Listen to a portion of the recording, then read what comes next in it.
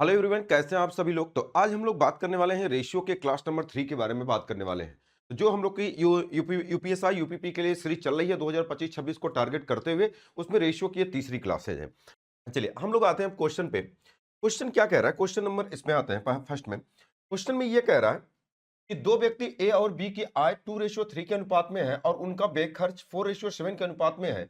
यदि प्रत्येक इतने रुपए बचाता है तो उनकी आय में अंतर क्या होगा। अच्छा, एक बात ध्यान रखना। कभी-कभी बोलता है कि आय में अंतर क्या हो होगा और कभी-कभी बोलता है कि खर्च में अंतर क्या होगा। तो उसके बारे में थोड़ा-सा बाद में बात करेंगे, पहले क्वेश्चन पे आते हैं। क्वेश्चन में कह रहा है कि उनके आय का अनुपात यानी इनकम के बारे में बात कर रहा है कि उनके इनकम का अनुपात कितना है भाई। तो अगर हम बात करें, यहाँ पर ऐसे लिख लेता हूँ कि उनके इनकम का अनुपात, उनके इनकम का अनुपात कितना है। तो अब आप कहोगे कि सर ये 2 रेशियो कितना है, 2:3। और उनके खर्च खर्च का कितना हो जाए, एक्सपेंडिचर के बारे में बात कर रहा है। अगर हम एक्सपेंडिचर के बारे में बात करें कि एक्सपेंडिचर इसका कितना है, तो ये कह रहा कि इसका जो अनुपात है वो 4 रेशियो कितने का अनुपात में है, 7। और कह रहा प्रत्येक की बचत यानी ये हो जाएगा सेविंग। प्रत्येक की बचत कितनी है भाई, तो कह रहा प्रत्येक की सेविंग कितनी है, 4,000। तो अगर आप यहाँ पर 4,000 लिखेंगे तो ये प्रत्येक की सेविंग 4-4 हजार रुपए है। अब क्वेश्चन में कह रहा बताओ उनके आय में अंतर क्या होगा। देखो उनके आय में अंतर 1 यूनिट है। अगर 1 यूनिट, एक से तो कॉमन नंबर आ गया। अगर कोई ऐसा नंबर आता जैसे 7-8 आता तो देख लेते, कोई एक ही ऑप्शन मिलता तो हम कर लेते। ये सब करने की कोई जरूरत नहीं होती। तो देखो कैसे आप सॉल्व करोगे। तो मैंने बताया था क्रॉस मल्टीप्लिकेशन करो। 7 दूना कितना हो जाएगा, 14। और 4 3 कितना होगा, 12। तो 7 दूना 14 हो जाएगा, 4 3 12। बताओ 14-12 का अंतर कितना हो जाएगा। तो आप कहोगे सर 2 यूनिट। ये 2 यूनिट कितने के बराबर होगा। मैंने बोला था इसका गुणा आप इधर करो और इसका गुणा आप इधर करो। देखो 7 चौक कितना होगा, 28। और 4 चौक का 16। तो 28 में से 16 अगर आप घटा देंगे तो कितना आएगा, 12। लेकिन मैंने आपको एक बात बताया था, अगर ये नंबर बराबर हो ना तो आपको कुछ नहीं करना। ये 4 और 3 का अंतर कितना है, 4 और 7 का अंतर कितना है, तो आप कहोगे 3। बस इसी 3 का इसमें गुणा कर दो। देखो ये 4 3 कितना हो जाएगा, ये 12,000। इसको भी मैंने बताया था कि ये क्यों होता है, कि अगर ये बराबर है तो इनके अंतर का बस इसे एक में गुणा कर दीजिए, आपकी ये आपकी वैल्यू हो जाएगी। तो 1 यूनिट का मान कितना हो जाएगा। तो आप कहेंगे कि सर 2 से काट देंगे कितना हो जाएगा। तो आप कहेंगे सर 6,000। 1 यूनिट का मान अगर 6,000 है तो क्वेश्चन बोला बोला उस व्यक्ति की आय। अगर पहले का बोलता तो 2 यूनिट, दूसरे का बोलता तो 3 यूनिट, लेकिन कहा उनकी आय में अंतर कितना होगा। तो आय में अंतर कितना है, तो आप कहोगे सर 1 यूनिट का। यानी इसी 1 यूनिट की वैल्यू पूछा तो कितना हो जाएगा, दैट इज 6,000। ये हो जाएगा आपको क्वेश्चन में, ये 6,000 रुपए हो जाएगा। क्या ये वाली बात समझ गए। कुछ बातें मैं और आपको अपने तरीके से बताना चाहता हूं। अच्छा, कल को अगर ये वाली बात पूछ देगा उससे कि बताओ उसके खर्च में कुल कितने का अंतर होगा, खर्च के बारे में, इस वाली लाइन के बारे में, तो ये आप कभी नहीं कहेंगे 1 यूनिट का मान 6,000 है तो आप यहाँ 4 यूनिट का मान निकाल लेंगे 24,000। आप खुद सोचो कि जो व्यक्ति अगर 6,000 है तो 6 तो 12,000 कमाएगा, तो 6 चौका 24,000 कैसे खर्च करेगा। तो मेरी बात को ध्यान से समझना। अगर कोई व्यक्ति, अगर आप यहाँ ये 6,000 है तो अगर आप इसको निकालोगे क्वेश्चन में तो कितना हो जाएगा। अगर इसकी आय निकालोगे, ध्यान से समझना, 6 दूना कितना हो जाएगा। तो अब आप कहोगे कि सर ये 12,000 हो जाएगा।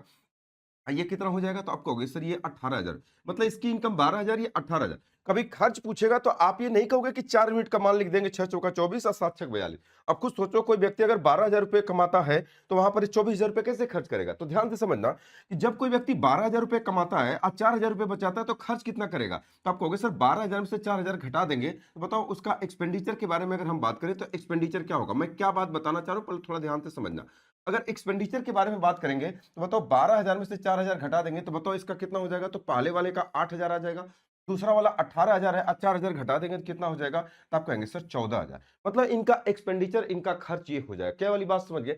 कभी अगर ये अंतर पूछ देगा तो बताओ इनका अंतर कितना होगा। तो अब आप कहोगे क्वेश्चन में कितना हो जाएगा, 6,000। ये नहीं कि आप कहोगे इसके बराबर होगा, ये 6,000 है। तो मैं क्या बात बताना चाह रहा हूं आपको, अगर मान लो कल को अगर ये एक्सपेंडिचर पूछेगा तो डायरेक्टली आप इस चीज को इसमें से इसको घटाओगे तब ये वाली बात आप निकाल सकते हो। या तो एक बात ध्यान रखना कि अगर अगर आप ये घटाना नहीं चाहते हो तो क्या करोगे, उस वाली देखो ये भी क्वेश्चन पूछा इसलिए मैं आपको बताने जा रहा हूं।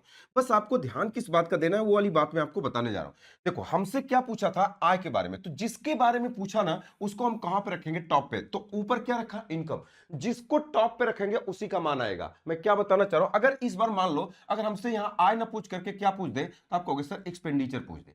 भैया कुछ नहीं करना आपको। अगर आय की जगह क्या पूछ दे, तो अगर मैं कहूंगा कि अगर आय की जगह अगर खर्च पूछ दे तो आप क्या करोगे। तो उसी तरीके से बस इसको ऊपर रख दो। तो अगर मैं ये वाली बात कहूंगा कि एक्सपेंडिचर कितना है, तो आप कहोगे कि सर ये एक्सपेंडिचर के बारे में अगर हम बात करें तो एक्सपेंडिचर का अनुपात कितना है, तो आप कहोगे सर ये 4 और 7 है। बताओ इनकम का कितना है, तो अगर आप कहोगे कि इनकम के बारे में बात करें तो इनकम वाला कितना है, तो आप कहोगे सर ये 2 और 3 है। ये सेविंग के बारे में बात करें तो सेविंग कितना है इसका भाई, तो कहोगे सर ये 4,000। बस हमने क्या किया, थोड़ा ध्यान से समझना, हमने क्या कहा कि जो पूछा, अगर हमसे अब इस बार खर्च पूछा तो हमने खर्च को टॉप पे रख दिया। अब कुछ करना नहीं, डायरेक्टली निकलेगा। 4 3 कितना होगा 12 और 7 दूना कितना होगा 14। तो 4 3 12 7 दूना 14, दोनों का अंतर क्या यूनिट है, तो आप कहोगे सर 2 यूनिट। 2 यूनिट की वैल्यू क्या होगा, देखो इसका इधर गुणा करोगे 4 3 12 और 4 दूना 8, 12 में से 8 जाएगा 4,000। तो मैंने बोला था अगर ये बराबर हो तो इनका अंतर कितना, एक। एक का गुणा अगर आप इसमें करोगे तो यही डायरेक्टली आएगा। 2 यूनिट की वैल्यू 4,000। तो बताओ क्वेश्चन में 2 यूनिट की वैल्यू 4,000, तो 1 यूनिट की वैल्यू कितना हो जाएगा, तब आप कहोगे कि सर ये 2,000।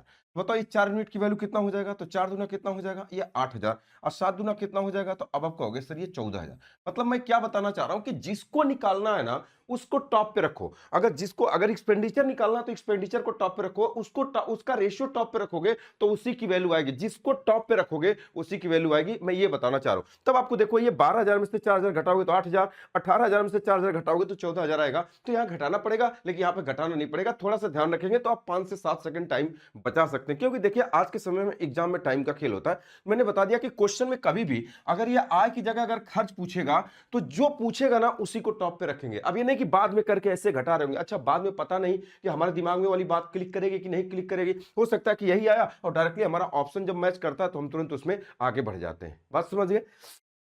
तो ऐसे इस वाली बात को ध्यान रखना, जो पूछेगा उसको हम टॉप पे रखेंगे।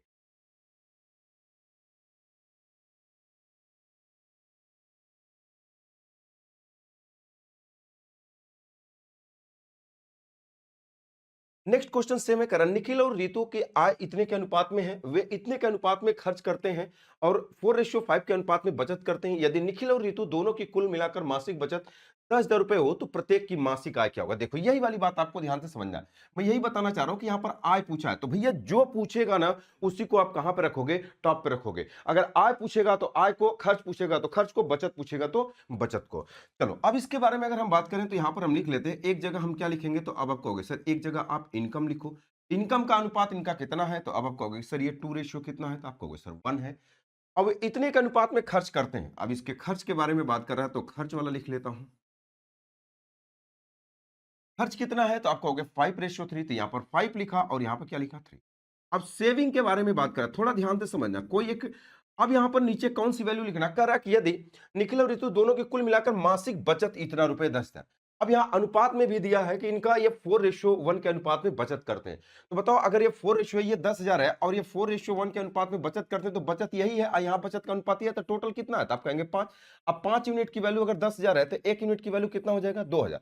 थोड़ा सा इनडायरेक्ट रूप से दिया है, तो 1 यूनिट की वैल्यू 2,000, तो 4 यूनिट की वैल्यू कितना हो जाएगा, तो अब आप कहोगे कि सर ये 8,000 हो जाएगा और ये वाला 1 यूनिट की वैल्यू कितना हो जाएगा 2,000। मतलब हमने ये पता कर लिया ये 8,000 था और पिछला वाला ही क्वेश्चन है, बस ये वाली वैल्यू आपको डायरेक्टली यहाँ पर नहीं दिया है, ये दूसरे तरीके से दिया तो आपने उसको निकाल लिया।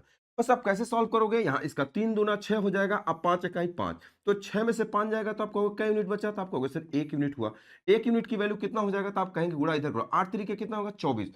24 में 5 दूना 10,000 घटा दो तो कितना हो जाएगा, तो अब आप कहेंगे कि 14,000, यानी 1 यूनिट की वैल्यू 14,000 है। तो आपसे क्या पूछा प्रत्येक मासिक आय का, तो ये 14,000 है, तो ये 14 दूना कितना हो जाएगा, तो अब आप कहोगे कि सर ये 28,000 हो जाएगा और 1 यूनिट की वैल्यू ये कितना हो जाएगा 14,000, ये वाला ये। यही इनकी इनकम हो जाएगा 28,000 और 14,000। Option number C correct answer हो जाएगा। Option number C correct answer हो जाएगा। इस वाली बात को आपको ध्यान से समझना। अगर कल को कभी खर्च पूछेगा तो 28,000 में से 8,000 घटा देंगे तो इसका 20,000 आ जाएगा और 14,000 में से 2,000 घटा देंगे तो 12,000 आ जाएगा। घटाने के बाद खर्च भी बता सकते हो। अगर डायरेक्टली अगर यहाँ खर्च पूछता ना तो इतना करके हमको घटाना पड़ता, लेकिन अगर हमको डायरेक्टली अगर खर्च निकालना होता तो हम डायरेक्टली इस रेशियो को बस ऊपर रख देंगे तो हमारा एक्सपेंडिचर निकल के आ जाएगा। चलो नेक्स्ट क्वेश्चन के बारे में बात करते हैं। दो व्यक्तियों की आय का अनुपात इतना है और उनके व्यय का अनुपात इतना है। यदि वे क्रमशः 5200 रुपए और 3600 रुपए की बचत बचाते हैं तो उनकी आय क्या हो। देखो फिर यहां पर आय पूछा, जो पूछेगा उसी का रेशियो। इस वाली बात को ध्यान रखें, कभी कभी खर्च पूछता है, गलत नहीं होगा लेकिन थोड़ा सा टाइम आपका कम लगेगा क्वेश्चन को लगाने में। चलो इनकम पूछा, तो अब इनकम के बारे में हम इनकम को थोड़ा सा ऊपर कर दें। इनकम का अनुपात कितना है भाई, तो इनकम का अनुपात कितना है, तो आप कहोगे कि सर ये 10 है, ये कितना है 6 है। उनके खर्च का अनुपात एक्सपेंडिचर के बारे में बात कर रहा है। एक्सपेंडिचर के बारे में बात करते हैं, एक्सपेंडिचर कितना है तो आप कहोगे सर ये 18 है और ये कितना है, ये 10 है। और इनकी सेविंग कितनी है? सेविंग कितनी है? 5200 रुपए। और ये कितना है? 36। अच्छा, ऊपर ही छोटा भी कर सकते थे, 2 5 10, 2 3 6, 2 9 18, लेकिन नहीं किया, चले कोई बात नहीं, गुणा कर लेते हैं इधर से। इसका गुणा इधर करते हैं, 10 दहा में कितना होगा? 100, और 18 छक्का कितना होगा? 108। तो 10 दहा में 100, 18 छक्का 108 हो जाएगा, तो दोनों का अंतर कितना होगा? तो आप कहोगे सर 8 यूनिट। इस 8 यूनिट की वैल्यू कितना होगा? देखो 18 का गुणा इधर करना है, इसका गुणा इधर करना है, तो 18 का गुणा करोगे तो आप कहोगे सर 00, 18 छक्का 108, बचा कितना? 10, 18 तिया कितना हो जाएगा? 54, 54 10 कितना हो जाएगा? 64। इतना हुआ। इसका गुणा इधर करोगे तो, अच्छा अब यहाँ ही नहीं कि अंतर का गुणा कर दोगे, अलग अलग वैल्यू है, इसका गुणा इधर करोगे तो कितना हो जाएगा? तब कहोगे सर ये 52,000 हो जाएगा। ये हो जाएगा 0 0, ये हो जाएगा 8, ये 4 में से 2 जाएगा 2, ये कितना हो जाएगा? 12,800। ये 12,000, ये क्या हो जाएगा? 800। तो एक यूनिट की वैल्यू कितनी हो जाएगी? तो आप कहेंगे 8 इकाई 8 हो जाएगा, 4 8 6 48। एक यूनिट का मान कितना हो जाएगा? 1600। तो एक यूनिट का मान अगर 1600 है, तो क्वेश्चन में कहा इसकी इनकम 10 यूनिट है। 10 यूनिट का मतलब पहला वाला कितना हो जाएगा? 16,000। अगर आप इसको 10 यूनिट निकालना चाहोगे तो पहला 16,000, यानी पहले की इनकम 16,000 किसमें है? Option number D, 16,000। डायरेक्टली 16 छक्का 96। देखो अगर 10 यूनिट का मान निकालोगे तो ये 16,000 आ जाएगा। एक यूनिट बराबर, अगर यहाँ था एक यूनिट बराबर, तो जीरो बढ़ा दिया, जीरो, तो 16,000 हुआ। तो 16,000 और 6 यूनिट की वैल्यू कितना होगा? 16 छक्का 96। डायरेक्टली आप लगा सकते हो, कोई बहुत बड़ी बात नहीं है।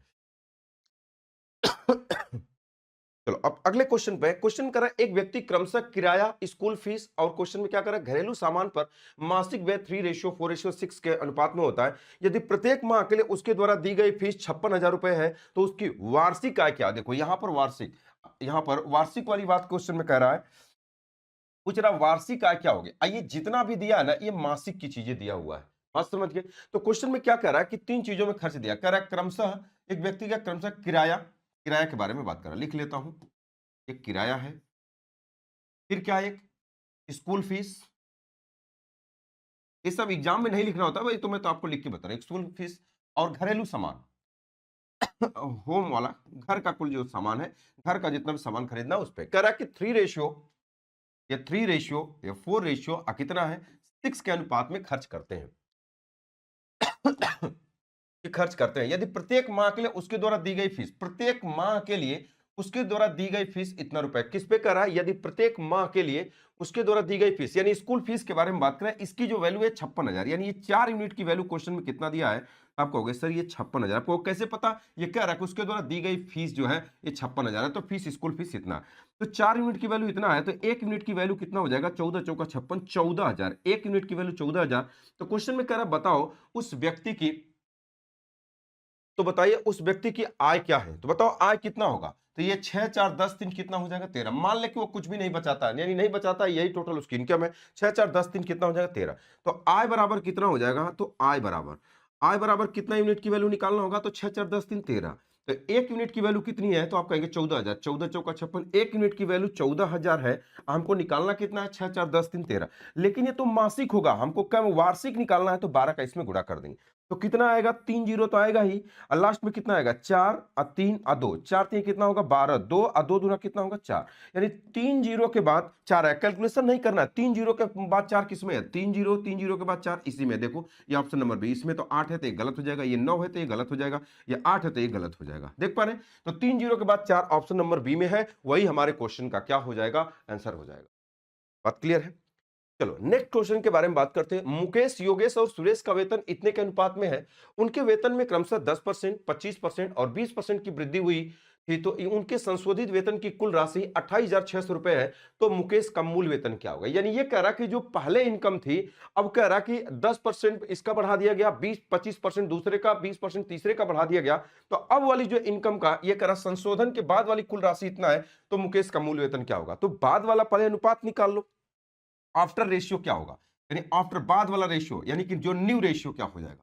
तो अगर हम न्यू रेशियो के बारे में बात करें कि न्यू आय क्या होगी, न्यू इनकम रेशियो क्या होगा, न्यू इनकम बराबर क्या हो जाएगा, इसके बारे में अगर हम बात करते हैं, बताओ पहला उसका कितना था? तो अब आप कहोगे सर ये 3 था, ये कितना था? तो आप कहोगे सर 4 था, और ये कितना था? तो आप कहोगे सर 5। उनके वेतन में क्रमशः इसके वाले में 10%, यानी दैट इज कितना? 110 हो जाएगा। ये 25%, यानी कितना हो जाएगा? 125 हो जाएगा। और ये वाला कितना है 20%, यानी 120 हो जाएगा। यही बढ़ने के बाद होगा, इसी अनुपात को आप निकाल दो। जो कट पिट रहा है उसको काट दो। कितने से कट रहा है? 5 से कट जाएगा। 5 दूना 10, 2 5 चौका 20। 5 से काट दो, 5 दूना 10, 2 5 पचे 25। 5 से काट दो, 5 दूना 10, 1 5 दूना 10। और कुछ भी कट रहा नहीं कट रहा, चलो गुणा कर लो। 22 तीन कितना होगा? 66। 25 चौका कितना हो जाएगा? 100। और 24 पाँचे कितना हो जाएगा? 120। यही होगा। अगर कह रहा है यदि अब उनके संशोधित वेतन की कुल राशि इतना है, तो मुकेश का वेतन क्या होगा? मुकेश कौन है भाई? मुकेश, योगेश और सुरेश। ये मुकेश है, ये मुकेश है, और ये कौन है? ये योगेश है, और ये कौन है आपके? ये सुरेश है। नाम जरूर ध्यान रखिए किसका पूछा। अब टोटल को अगर हम जोड़ दें, टोटल के बारे में अगर हम जोड़ दें, तो बताओ 100, 120, 120 और 100, 220, 220 और 66 कितना हो जाएगा? तो आप कहोगे सर 286। इसी 286 यूनिट की वैल्यू क्वेश्चन में दिया हुआ कितना? तो आप कहेंगे कि 28600। देखो डाटा कितना बढ़िया है, तो एक यूनिट का मान कितना हो जाएगा? आप कहोगे सर इसको काट दो तो कितना हो जाएगा? आप कहोगे सर 100। एक यूनिट का मान 100 है, तो मुकेश का पूछा, यानी मुकेश का 22 यूनिट है, तो आप इसी में 22 का गुणा कर दो, कितना हो जाएगा? आप कहोगे सर 2200। यही हमारे क्वेश्चन का आंसर हो जाएगा। कौन सा हो जाएगा? गड़बड़ हो गया क्या? किसका पूछा है? तो मुकेश का मूल वेतन क्या होगा? मुकेश का मूल, अच्छा यहाँ पर 66 है ना, एक यूनिट का मान अगर यहाँ पर इतना है, हम यहाँ पे देख लेते 22, ये 66 का गुणा करेंगे तो कितना हो जाएगा? तो अब आप कहेंगे कि सर कितना हो जाएगा? दैट इज 600, यानी ये हो जाएगा 6600 रुपए। Option number D correct answer. जिसका पूछेगा उसका गुणा कर देंगे, आपकी वैल्यू आ जाएगी। बोलो भाई, बात क्लियर है? चलो नेक्स्ट क्वेश्चन पे चलते हैं।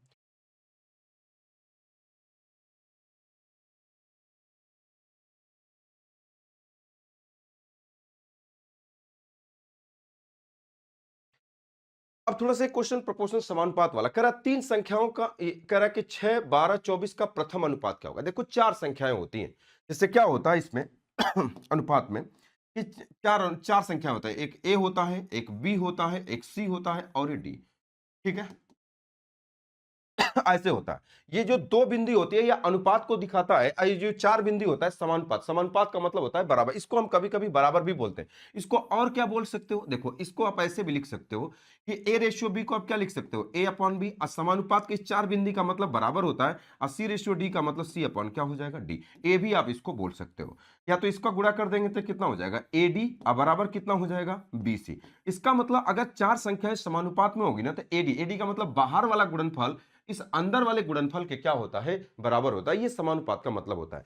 इसको हम प्रथमानुपात बोलते हैं, इसको द्वितीय अनुपात बोलते हैं, इसको तृतीय अनुपात बोलते हैं, इसको चतुर्थानुपात। इन चारों में से कोई एक गायब करके दे देता है, तो क्वेश्चन में जो बोलेगा हम उसको कर देंगे। ठीक है चलो अब क्वेश्चन में क्या कह रहा है? क्वेश्चन में कह रहा है तीन संख्या है, इतने का प्रथमानुपात, मतलब पहला वाला गायब कर दिया। अगर ए बी सी डी है तो कह रहा है क्वेश्चन में कि अगर ये ए है, ये बी है, ये सी है, और ये डी होता है, तो बताओ, कह रहा है कि प्रथमानुपात, यानी यही वाला गायब कर दिया। कौन दिया था? ये 6, ये 12 और ये 24। तो आप समझ गए कि यही वाला क्या हो जाएगा? एक्स हो जाएगा। यही तो होता है क्वेश्चन में आपका। तो अगर ये समानुपात में है, तो क्वेश्चन में क्या कहते हैं कि इन वाले का गुणनफल इन वाले के गुणनफल के क्या होता है? बराबर। तो आप लिख सकते हो कि 24 अगुणे कितना हो जाएगा? एक्स, बराबर कितना हो जाएगा? 12 छक कितना हो जाएगा? 72। तो बताओ अगर 24 से काट दोगे तो 3 बार में है, तो एक्स बराबर कितना हो जाएगा? तब कहोगे सर 3। एक्स का मान कितना हो जाएगा? 3 हो जाएगा। वही जो आपसे पूछा प्रथमानुपात क्या होगा? दैट इज 3 हो जाएगा। क्या ये वाली बात सभी लोग समझ गए, हाँ या ना? चलो नेक्स्ट क्वेश्चन पे चलते हैं। तीन संख्या इतने का द्वितीय अनुपात। अब दूसरा वाला पूछ दे, जो पूछेगा ना उसी को आप गायब कर दो। देखो ये क्वेश्चन में ये ए होता है, ये बी होता है, ये सी होता है, और ये डी होता है। यही होता है आपका। तो क्वेश्चन में दूसरा वाला ये 24 है, ये 4 है, और ये कितना है? ये 5 है। ये आपसे पूछा, बताओ कितना होगा? तो दैट इज एक्स। बस इसी को सॉल्व कर दो, आंसर आ जाएगा आपका। तो जो पूछेगा उसी वाले नंबर को आप गायब कर दो। इस वाली बात को ध्यान से आपको समझ, ये सब लिखने की कोई जरूरत नहीं है, बस आप ऐसे लिखोगे। चार नंबर होते हैं, 1 2 3 4 नंबर। अब क्वेश्चन में कौन सा? ये 28 है, दूसरा वाला पूछा है, तो दैट इज एक्स। ये कितना है? 4, और ये कितना है? 5। इनका गुणनफल इनके गुणनफल के बराबर। तो आप लिख सकते हो कि 4x बराबर 28 गुणे कितना होगा? 5। तो 4 सते 28, तो x बराबर 7 पचे कितना हो जाएगा? तो आप कहोगे सर x बराबर कितना हो जाएगा? That is 35। Option number C correct answer. Option number C. Next करा इतने इतने का चौथा अनुपात क्या होगा? अब चौथा वाला 1 2 3 4, तो कितना होगा? ये 5, ये 8, और ये 30, और ये चौथा पूछा दैट इज एक्स। अभी आपने कहा इसका गुणनफल इस वाले के गुणनफल के बराबर होता है, तो कितना होगा? तो आप कहोगे 5x। 5x का मान 8 गुणे कितना हो जाएगा? 30। 5 से काट देंगे 6 बार में, 8 6 कितना होगा? 48। तो x बराबर कितना हो जाएगा? That is 48। x का मान कितना हो जाएगा? 48। कौन सा हो जाएगा? Option number C. यानी आपने क्या समझा कि इसमें 4 संख्याओं में क्या करता था, कभी-कभी इन चारों में से कोई 3 संख्या देकर के एक गायब कर रहा था। अब क्वेश्चन में क्या करता है कभी-कभी कि बस 2 ही संख्या देता है और आपसे क्या पूछता है, मीन रेशियो, और आपसे क्या पूछता है, थर्ड रेशियो। जैसे अगले क्वेश्चन के बारे में बात करते हैं, ये क्वेश्चन थोड़ा-सा इंपॉर्टेंट है। अच्छा, मीन रेशियो क्या होता है? एक बात थोड़ा ध्यान से समझना, लड़कों को बड़ा प्रॉब्लम क्रिएट है। मीन का मतलब होता है मध्यानुपाती, बीच वाला। अच्छा, अब तुम थोड़ा ध्यान से समझिएगा, 2 चीजें होती है, एक होता है मीन रेशियो, मैं आपको समझाने का प्रयास कर रहा हूं कि मीन रेशियो, और एक होता है आपका थर्ड रेशियो। ये दोनों आएगा क्वेश्चन, अभी आप बहुत अच्छा, इस पे तो एकदम अच्छा अच्छा क्वेश्चन पूछा जाता है, इसमें भी पूछा जाता है। अब इन दोनों को मिला के क्वेश्चन पूछ दिया जाता है, थर्ड रेशियो और मीन रेशियो। एक बात थोड़ा ध्यान से समझ जाए, ये दोनों होते क्या है, तो एक अपने दिमाग में ये वाली बात रख लो कि मीन रेशियो और थर्ड रेशियो ये जीपी को फॉलो करते हैं। बस अगर आप ये वाली बात समझते हैं तो ये दोनों बातें। अब जीपी का मतलब क्या कहोगे? जीपी का मतलब होता है ज्योमेट्रिक प्रोग्रेशन, जिसको हम हिंदी में क्या बोलते हैं, तब कहोगे सर गुणोत्तर श्रेणी। मैं एक आसान भाषा में आपको समझाना चाहता हूं, बहुत डिटेल में नहीं बताना चाहता हूं, इसलिए मैं आपको बता रहा हूं जीपी गुणोत्तर श्रेणी। अब गुणोत्तर श्रेणी क्या कहता है, थोड़ा ध्यान से समझना। जैसे मान लो अगर हमने ये कह दिया कि गुणोत्तर श्रेणी क्या कहता है, जैसे मान लो अगर ये 2 है, ये 4 है, ये 8 है, ये 16 है, ये 32 है, ये 64 है, इसी तरीके से बढ़ता हुआ चला जाएगा। बोलो भाई, देखो इनके बीच का अंतर कितना है, 2, इनके बीच का अंतर 4, इनके बीच का 8, अंतर बराबर नहीं है, यानी अगर अंतर बराबर होता तो ए भी होता। गुणा, देखो 2 दूना कितना होगा, 4, और 4 दूना 8, 8 दूना 16, 16 दूना 32, 32 दूना 64, यानी आप समझे इनका गुणा बराबर। तो ये कहता क्या है, इसको थोड़ा ध्यान से समझिएगा कि जैसे इसमें क्या कहेगा कि इन दोनों का अनुपात, अगर मान लो अगर ये ए है, ये बी है, ये सी है, ये डी है, और ये इस तरीके से बढ़ता चला जाए, तो अगर हम ये वाली बात क्या बताना चाह रहा हूं कि अगर मैं बोलूंगा ए और बी का अनुपात यानी ए और बी का अनुपात कितना होगा, तो अगर ए बी का अनुपात निकालेंगे तो 2:4 यानी 1 कितना होगा, 2। इसका भी अनुपात निकालेंगे तो कितना आएगा। जैसे मैं क्या बात बताना चाह रहा हूं कि अगर ए और बी का अनुपात निकालोगे, ए और बी का अनुपात निकालोगे तो 2/4 आएगा। तो ए अपॉन बी बराबर, अब बी और सी का भी निकालोगे तो 1/2, इसका भी 1/2, यानी ए अपॉन बी बराबर क्या होगा, तब कहोगे बी अपॉन सी बराबर सी अपॉन डी बराबर डी अपॉन क्या होगा, ए। बस दो ही नंबर में पूछा है, तो बस हम इसी को लेकर चलते हैं। बस मैं ये बताना चाह रहा हूं कि ए और बी का अनुपात वही होता है जो बी और सी का, और फिर सी और डी। यानी आप ये समझिए कि ज्योमेट्रिक प्रोग्रेशन में ये जो क्रॉस वाली लाइन होती है, यानी ये बी बी, सी सी, डी डी, ये बराबर होते हैं। यानी अगर ये 4 नंबर में ये 2 नंबर आपस में क्या होते हैं, बराबर होते हैं। अच्छा, ये नंबर होते कौन है, बीच वाला ए और सी लास्ट वाला, और ये बीच वाला, यानी ए और बी का अनुपात वही होगा जो बी और सी। यानी अगर हमको कभी ये कह दे कोई कि जैसे 12 है और 15 है, तो बताओ इसका तृतीय अनुपात क्या होगा, तो आप कहेंगे कि सर 12 और 15 का वही अनुपात होगा जो 15 और सी का होगा, यानी 12-15 का वही अनुपात होगा जो 15 और सी, यानी ये वाले नंबर दोनों आपस में क्या होने चाहिए, बराबर होना चाहिए। बात समझ गए? यही चीज होता है मध्यानुपात में भी। अब थोड़ा ध्यान से समझना, अब मैं क्या बात आपको बताना चाह रहा हूं। अब क्वेश्चन में कह रहा है कि जबकि आपको डायरेक्टली चीजें याद रखनी है कि इतने इतने का मध्यानुपाती क्या होगा, तो अगर मध्यानुपाती अगर आप निकालना चाहते हो तो मीन रेशियो बराबर क्या होता है, तो मैं आपको डायरेक्टली बता देता हूं। जैसे अगर ए बी सी डी है, अगर ये 4 नंबर होता है, 1 2 3 4, तो इसमें मध्यान्ह बीच वाला नंबर, बीच में 2 नंबर होते हैं, तो ये वाला कितना होगा, तो अब आपको होगा सर 144, ये कितना होगा, तो आपको होगा सर 225। ध्यान से समझना, अभी मैं डायरेक्टली इसका शॉर्टकट बता दूंगा। अब ये बीच वाले नंबर क्या होंगे, अब ये वाली बात तो नहीं समझ में। तो अब आप कहोगे सर अगर ये x होगा तो ये भी x होगा। आप कहोगे क्यों बराबर कर दिया, मैंने क्या बताया, ये किसको फॉलो करते हैं, आप कहोगे सर जीपी को। मैं क्या बताना चाह रहा हूं, इन दोनों का अनुपात, यानी आप यही कहोगे कि सर 144 और x का अनुपात वही होगा। अभी आपने कहा अगर यहाँ x होगा तो यहां पर भी वही वैल्यू होगी, x अपॉन कितना होगा, 225। अभी आपने कहा कि पहले और दूसरे का अनुपात वही होगा जो दूसरे, तो वही पहले और दूसरे का अनुपात वही होगा जो दूसरे और तीसरे का अनुपात होगा, तो ये वाले नंबर बराबर होते हैं। तो इसका जब गुणा अगर हम करेंगे तो ये हो जाएगा एक्स स्क्वायर, अब बराबर क्या होगा, तो आप कहेंगे 144 गुणे 200 कितना होगा, 25। तो x बराबर कितना होगा, ये अंडर रूट लग जाएगा, तो आप कहेंगे 144 गुणे कितना हो जाएगा, 225। तो 144 का वर्गमूल 12 और 225 का 15 हो जाएगा, 15 दूना 30, एक कितना हो जाएगा, आप कहेंगे 180। 180 आपके क्वेश्चन का आंसर हो जाएगा। तो यही चीज यहां से निकल के क्या आ जाती है, इसको थोड़ा ध्यान से समझो कि देखो इसका जब गुणा करेंगे एक्स स्क्वायर, तो आप देख रहे हैं कि ये वाला नंबर क्या है, अगर यहां पर 144 और 225, यही अंडर रूट के फॉर्मेट में हो जाता है। यानी अगर हम इसके बारे में बात करें, अगर कभी भी आपसे 2 चीजें यहां पर आप याद कर लो, अगर कभी भी 2 नंबर आपको दे दे, अब मीन रेशियो अगर कभी भी अगर आपसे मीन रेशियो पूछता है कि मीन रेशियो क्या होगा, ये कोई ट्रिक नहीं है, बस यहीं से निकल के आता है कि मीन रेशियो कभी भी बीच वाली बात पूछेगा तो इनको अंडर रूट में गुणा कर दो। जैसे अगर ये, अगर मान लो कि अगर हम इसके बारे में, अगर हम इसको a मान लें, अगर हम पहले वाले को a मान लें और इसको x मान लें, अब बराबर कितना हो जाएगा, x अपॉन कितना होगा b, तो इसका गुणा करेंगे एक्स स्क्वायर बराबर ए बी। आप यही कहेंगे ना कि एक्स स्क्वायर बराबर क्या होगा, तो आप कहेंगे ए बी। तो बताओ x बराबर क्या होगा, तो आप कहेंगे अंडर रूट क्या है, तो आप कहोगे ए बी।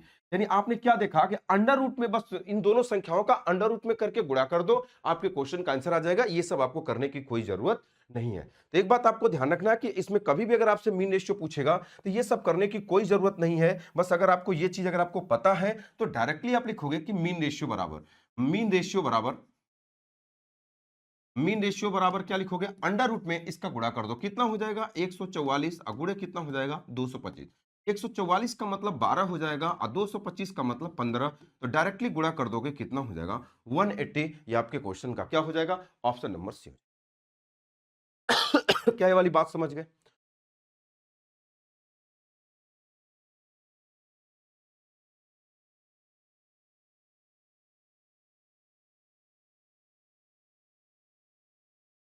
चलो नेक्स्ट क्वेश्चन पे चलते हैं। अब ये करा इतने का मध्यानुपाती बताओ। अब देखो ये बहुत ही बढ़िया क्वेश्चन है, तो आप वैसे नहीं लगो, बस ये समझो मध्यानुपाती का मतलब क्या होता है कि इसको अंडर रूट में करके गुणा कर देना। देखो इसका मतलब यही है ना कि बस आप इसको अंडर रूट में करके दोनों का आपस में गुणा कर दो। यही वाली बात तो है कि दोनों नंबर का आपस में गुणा करते हैं। अब थोड़ा ध्यान से समझना कि आएगा क्या जब गुणा करोगे, तो अंडर रूट ऐसे लिखोगे। अब देखो यहां पर अगर ए स्क्वायर माइनस बी स्क्वायर और ए माइनस बी, देखो नीचे माइनस वाला है, और जब ए स्क्वायर माइनस बी स्क्वायर को तोड़ोगे तो एक बार ए माइनस बी, एक बार ए प्लस बी आएगा, यानी ये वाली बात इसमें कट जाएगी। तो ऊपर क्या बचेगा, तो आप कहोगे सर प्लस वाला। पहले इसके बारे में बात करें तो बताओ ए क्यूब प्लस बी क्यूब को क्या क्या लिखते हो, तो आप कहोगे सर हम लिखते हैं ए प्लस बी। थोड़ा ध्यान से और क्लियर कर देता हूं। और अगला ये क्या हो जाएगा A square minus A B plus क्या हो जाएगा बी स्क्वायर। ये पहले वाले को तोड़ा और नीचे क्या है, तो अब आप कहोगे कि सर ए माइनस बी है।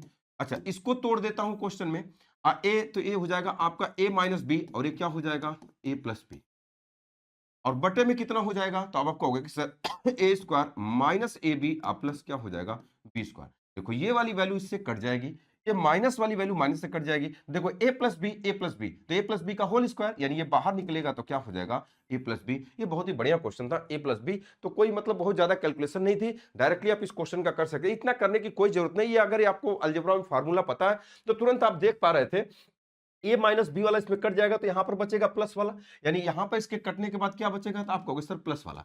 अच्छा ये पता है कि ए क्यूब, अगर इसमें ए क्यूब प्लस बी क्यूब है तो ए प्लस बी, और उसमें ए स्क्वायर माइनस ए बी, ये कट जाएगा, तो बताओ ये भी क्या बचेगा, तो अब आप कहोगे सर यहाँ पर क्यों ए प्लस बी बचेगा। ये अंडर रूट होता है, ए प्लस बी, ए प्लस बी, डायरेक्टली आप ए प्लस बी आप लिख सकते हो। जब स्क्वायर रूट निकल जाएगा तो डायरेक्टली यहां से कर सकते हो कोई भी। तो जब अगर आप ये चीज जानते हो ना तो उस चीज को कर पाओगे। हाँ लेकिन आपको यहाँ पर फार्मूला पता होना चाहिए, कौन सा, कि A cube plus B cube बराबर A plus B, A square minus A B plus B. ये फार्मूला आपको पता होना चाहिए, तभी आप कर पाओगे। हो सकता है कल को A cube minus B cube पे पूछ दे।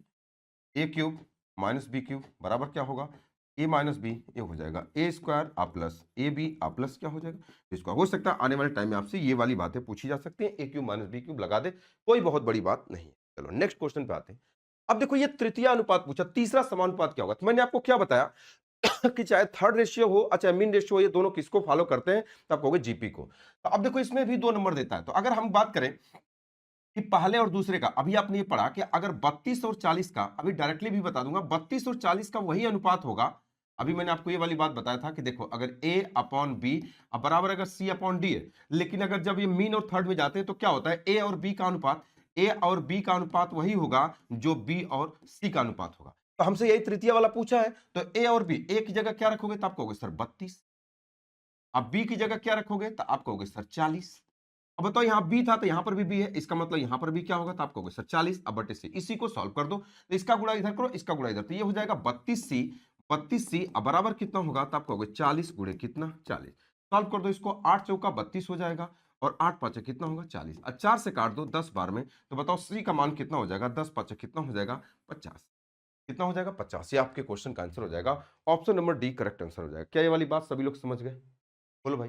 अच्छा, इसी को एक फार्मूला बना के दे देता है क्वेश्चन में। देखो, जब अगर आप यहां पर अगर इसको आप बोलोगे, अगर यही तो दो नंबर दिया है, अगर ये वाला नंबर ए है, ये वाला नंबर बी, तो ए अपॉन बी, देखो यही तो आ जाता है कि अगर ए अपॉन बी बराबर अगर बी अपॉन सी है, तो इसका गुणा इधर करो, इसका गुणा इधर, तो आप कहोगे ए सी बराबर कितना होगा, बी स्क्वायर। तो सी बराबर पूछा तृतीय अनुपात, तो बी स्क्वायर बराबर कितना हो जाएगा, आप कहोगे ये। तो यही एक किताब में जब देखेंगे फार्मूला लिख देता है, ये किसके लिए होता है, तो अब आप कहोगे कि सर थर्ड रेशियो, ये भी बहुत इंपॉर्टेंट है थर्ड रेशियो के लिए। तो अगर आप इसको डायरेक्टली अगर आप याद रखते हैं कि अगर दो नंबर दिया है, अगर दो नंबर दिया है तो थर्ड रेशियो कभी पूछेगा, तो थर्ड रेशियो सी बराबर, तो दूसरे वाले नंबर का होल स्क्वायर करो, यानी 40 गुणे 40 अब बटे पहला वाला नंबर कर दो डायरेक्टली, 8 पचे 40, सॉरी 8 चौका 32, 8 पचे 40, 4 से काट दो 10, और 10 पचे कितना हो जाएगा, 50। तो अगर आपको ये चीज पता है ना, तो आप ये चीज कर पाओगे, यानी बी स्क्वायर, यानी दूसरे वाले नंबर का होल स्क्वायर करते हैं आप बटे पहले वाले नंबर से क्या करते हैं, भाग दे देते हैं, तो हमारी ये वाली वैल्यू क्या होती है, आ जाती है। क्या ये वाली बात सभी लोग समझ गए? चलो नेक्स्ट क्वेश्चन पे आते हैं। अब ये कह रहा है यदि 2i-1 और इतने का तृतीय अनुपात 12 है और 2x प्लस 7 5 और 39 का चौथा अनुपात 15 है, तो x प्लस 2i का मान क्या होगा। यानी इसमें दो छोटे छोटे कॉन्सेप्ट जोड़ दिए गए, एक तृतीय अनुपात वाला थर्ड रेशियो वाला और एक फोर्थ रेशियो वाला जोड़ दिया गया। तो कुछ नहीं, इतने इतने का तीसरा अनुपात इतना है। तो अभी आपको मैंने क्या बताया, तीसरा अनुपात क्या होता है, अगर इतने इतने का तीसरा अनुपात 12 है, तो अभी आपने कहा कि अगर दो नंबर, एक ये है और ये बी है, तो अभी आपने कहा तृतीय अनुपात कैसे निकालते हैं, तो आप कहोगे दूसरे वाले नंबर का होल स्क्वायर, तो ये कितना हो जाएगा, 6 कितना हो जाएगा, तो आप कहोगे 36, अब बटे कितना होगा पहला वाला नंबर, तो आप कहेंगे 2i-1 अब बराबर कितना हो जाएगा, तो आप कहोगे सर 12, यही आना चाहिए। देखो 12 तो यही 36 हो जाएगा, यानी इसका हम गुणा इधर करें कुछ भी नहीं है, तो आप कहोगे सर 2i-1 बराबर कितना है 3, तो ये इधर चला जाएगा 4, तो 2i बराबर 4, तो y बराबर कितना हो जाएगा 2। यानी अगर हम बात करें क्वेश्चन में 2i बराबर y बराबर 4, तो x प्लस 2i का मान पूछा, यानी 2i का मतलब 4, यानी हमारे क्वेश्चन का आंसर जो भी होगा वो 4 से ज्यादा होगा। यानी 4 से ज्यादा ये नहीं होगा, ये नहीं होगा। अगर हमको तुक्का भी लगाना होगा, अगर एक ही ऑप्शन कोई मिल जाता तो हम तुरंत लगा देते, लेकिन 5 और 7 में से अभी इसको भी सॉल्व करना पड़ेगा। अब कर रहा है इतना इतना इतने का चौथा अनुपात 12 है, तो अभी आपने देखा कि जब चार संख्याएं 1 2 3 4 दिया है, तो बाहरी वाले का गुणनफल अंदर वाले के गुणनफल के बराबर होता है। तो गुणा करो, तो आप कहोगे कि सर 2x प्लस कितना होगा 7 इंटू कितना हो जाएगा 15 बराबर कितना हो जाएगा, तो आप कहोगे सर 5 गुणे कितना हो जाएगा, आप कहोगे सर 39। बस इसी को सॉल्व कर देते हैं, तो कितना हो जाएगा, 3 से काट देंगे तो ये 13 बार में कट जाएगा, सॉरी ऐसे काट देते हैं, 5 तिहाई 15, 3 से काट देते हैं 13 बार, तो कितना हो जाएगा, यहाँ तो कुछ भी नहीं है, 5 तिहाई 15 13, तो यहाँ कितना हो जाएगा 2x बराबर 7 को उठा के इधर कर दो, 13 में से 7 घट जाएगा 6, तो x बराबर कितना हो जाएगा 3। x का मान कितना आ जाएगा 3। जब x का मान 3 आ गया और y का मान, तो यहाँ पर रख दो, तो x का मान 3 रख दोगे तो यहाँ पे 3 हो जाएगा, अब प्लस यहाँ 2 दूना कितना हो जाएगा, तो 4 3 कितना हो जाएगा 7। ये option number C correct answer हो जाएगा। मतलब दो छोटे छोटे कॉन्सेप्ट को मिला के जोड़ दिया गया और कोई बहुत बड़ी बात नहीं है, ये 15-20 सेकंड में आप इसको लगा सकते हैं। चलो नेक्स्ट क्वेश्चन पे कह रहा कि के का मान ज्ञात करें, जो 5 12 29 और 57 में प्रत्येक में क्या जोड़ा जाना चाहिए ताकि वे समानुपात में हो जाए। देखिए इसके लगाने के बहुत सारे तौर तरीके हैं, लेकिन मैं आपको एक बेसिक तरीके से क्या बता देता हूं कि बेसिक तरीके से कैसे लगाओगे, स्मार्ट तरीके से। देखो यही कह रहा कि ये चारों संख्याएं हैं, तो ये कह रहा कि 5/12 पहले के दोनों का अनुपात, ये फिर कितना 29 अब बटे कितना होता है 27। अगर आप प्रत्येक में क्या जोड़ दें, तो इसमें भी x जोड़ दो, इसमें भी x जोड़ दो, इसमें भी x जोड़ दो और इसमें भी x जोड़ दो। अगर क्या जोड़ दें कि समानुपात में यानी बराबर, यानी इनका क्रॉस मल्टीप्लिकेशन करके सॉल्व करोगे तो आंसर आ जाएगा, x का जो मान आएगा वही आपके क्वेश्चन का आंसर हो जाएगा। लेकिन आपको ऐसे नहीं करना, ये तो बेसिक तरीका हो गया। अब स्मार्टली तरीके से आपको क्या करना, 4 नंबर दिया है ना, तो इसको बीच में से 2 भागों में डिवाइड कर दो, 2 भागों में डिवाइड कर दो। बस आप यहां से देखो, देखो ये पहला दूसरा और फिर ये पहला दूसरा, यानी तीसरा चौथा बोल सकते हो। ये जब 2 भागों में बांटोगे तो पहला दूसरा और ये क्या हो जाएगा पहला दूसरा।